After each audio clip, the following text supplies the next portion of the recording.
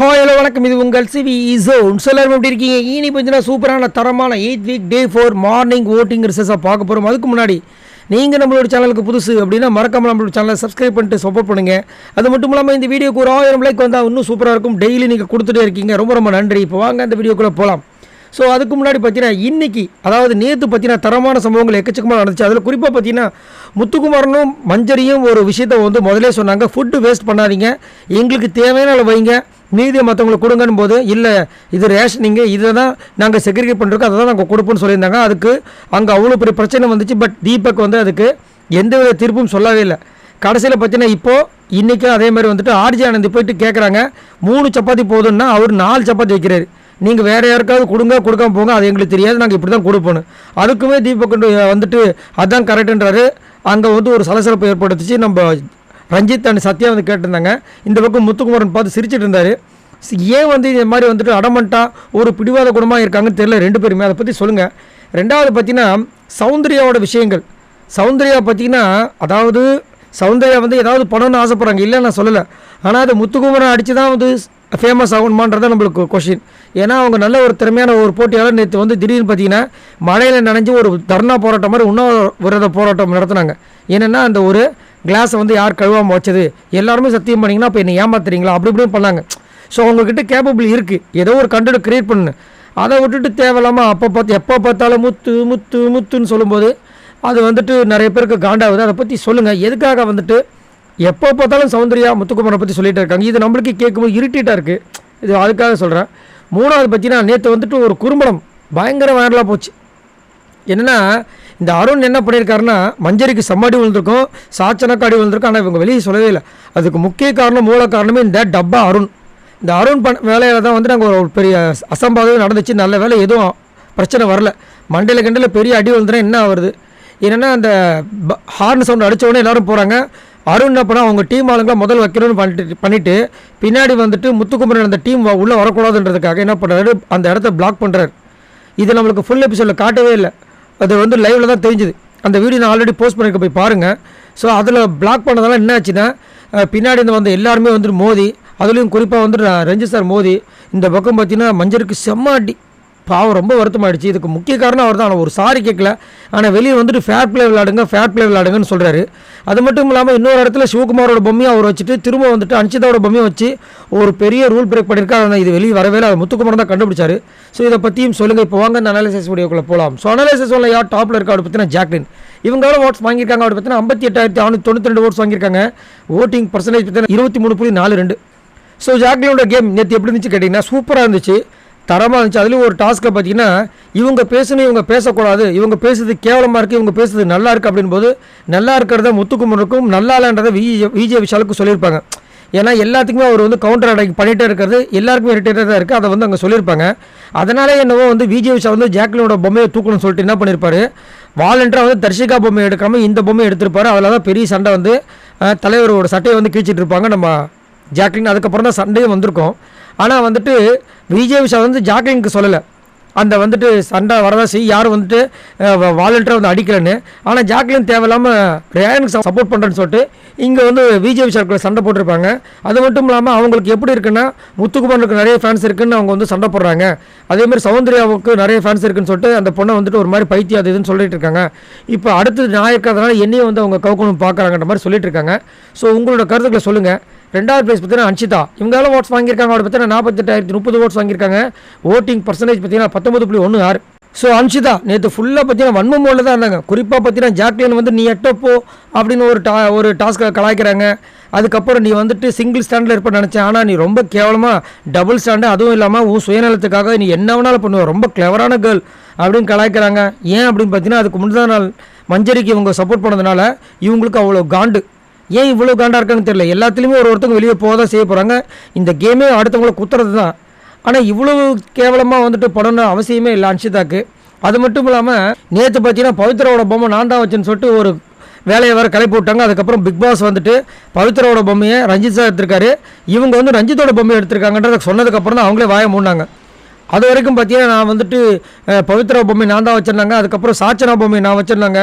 திரும்ப நான் பவித்ரா பொம்மை வச்சுருந்தாங்க. மறந்துட்டாங்கன்னு சொல்லியிருக்கலாம். ஆனால் இதை தான் பண்ணேன்னு சொல்லி கடைசியில் பிக் பாஸே கழுவி ஊற்றுனாரு. ஸோ ஏன் திடீர்னு அன்ஷிதாவோட மாற்றம் இப்படி இருக்குன்றதை மறக்காமல் கமெண்ட்ஸ் பண்ணுங்கள். 3வது பிளேஸ் பார்த்தீங்கன்னா விஜய் விஷால். இவர் எவ்வளோ ஓட்ஸ் வாங்கியிருக்காரு பார்த்தீங்கன்னா 36,588 ஓட்ஸ் வாங்கியிருக்காப்புல. ஓட்டிங் பர்சன்டேஜ் பார்த்தீங்கன்னா 14.6.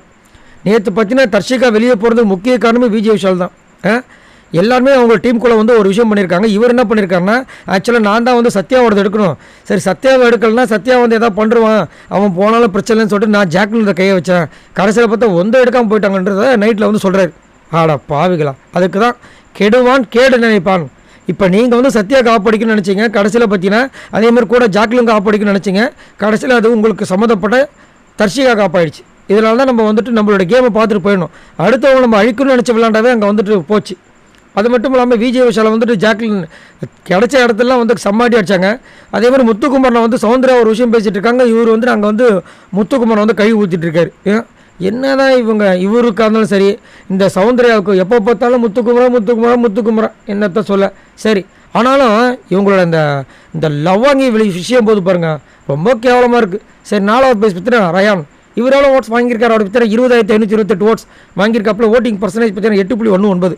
சூப்பராக விளாட்றாரு, செம்மையாக விளாட்றாரு, கிளவராக விளாட்றாரு. அதேமாதிரி தேவையான இடங்களை மட்டும் பேசுகிறாரு.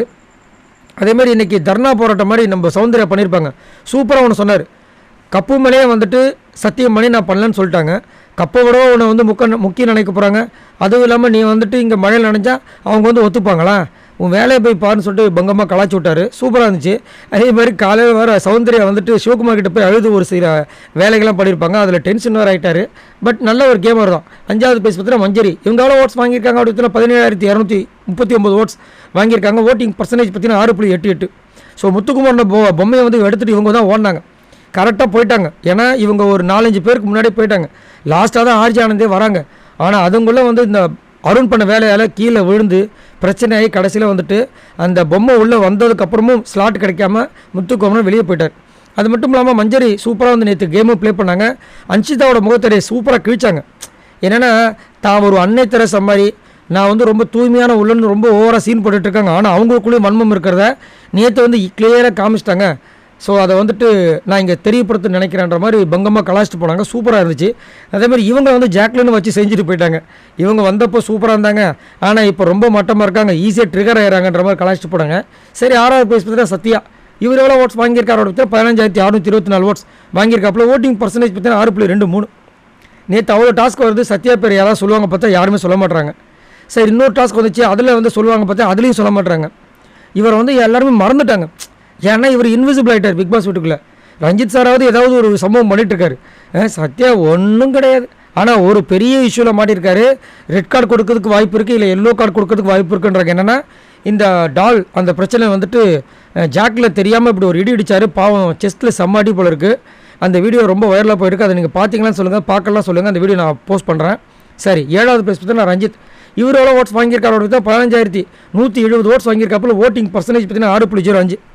இவர் இது வரைக்கும் எதுக்காக இந்த பிக் பாஸ் வீட்டுக்குள்ள இருக்காருன்னு தெரிய மாட்டுது. கையில் ஒரு பொம்மை இருக்குது, அதை நான் பவித்ரான்னு சொல்லக்கூட முடியல. பவித்ரா பொம்மையை நான் தான் வச்சேன்னு சொல்ல மாட்டார். அப்படி யோசிக்கிறாரு, கையெத்தி இப்படி காமிக்கிறார், அந்த பக்கம் காமிக்கிறாரு. அதுக்கப்புறம் பிக் பாஸாக சொன்னதுக்கப்புறம் ஆமாம் அப்படின்றாரு. நேற்று அதே மாதிரி ராணுவ பொம்மை வச்சுருந்தாரு, அதுக்கப்புறமா தர்ஷிகா பொம்மையை கொடுத்தவொன்னே வாங்கி வச்சுக்கிட்டாரு. என்ன கேம் விளாட்றேன்னு தெரில. இன்றைக்கி ஒருத்தங்க வந்து ஸ்டார்டிங்கில் ஒரு மாதிரி இருந்தாங்க, போக போக அவங்க மாறிட்டாங்க. அப்படி ஒரு டாஸ்க்கு சொல்லுங்கன்னு சொன்னேன். அங்கே வந்து என்ன பண்ணார், ஒரு சேஃப் கேம் விளாட்றதுக்கு விஜய் விஷாலை சொல்கிறேன். அவர் ரொம்ப நல்லா பண்ணார், இப்போது இன்னும் ரொம்ப நல்லா பண்ணுறாருன்றாரு.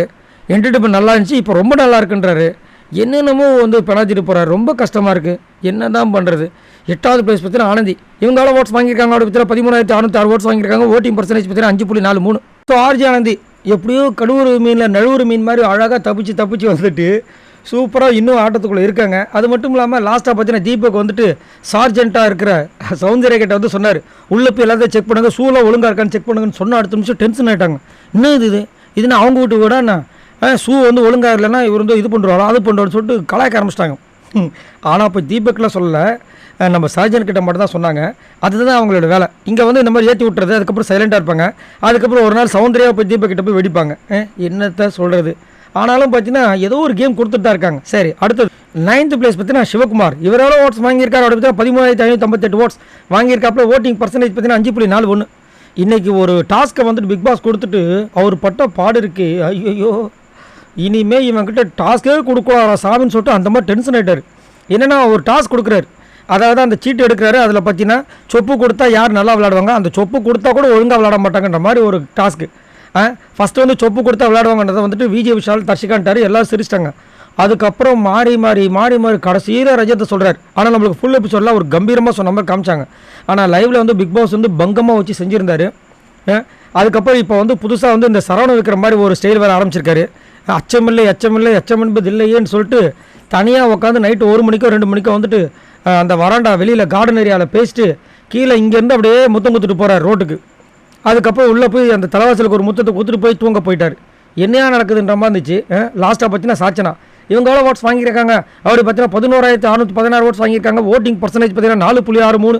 ஸோ சாச்சனா இந்த வாரம் கண்டிப்பாக போயிடுவாங்கன்றதுல மாற்றுக்கருத்து கிடையாது.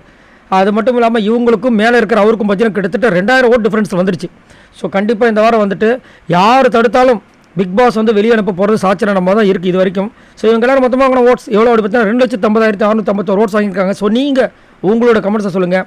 நேற்று உங்களுக்கு எந்த விஷயங்கள் பாதிச்சுது, அது மட்டும் இல்லாமல் நீங்கள் யாருக்கு இது வரைக்கும் ஓட் பண்ணிகிட்ருக்கீங்க, இந்த வாரம் யார் வெளியேறுவாங்கன்னு நினைக்கிறீங்க.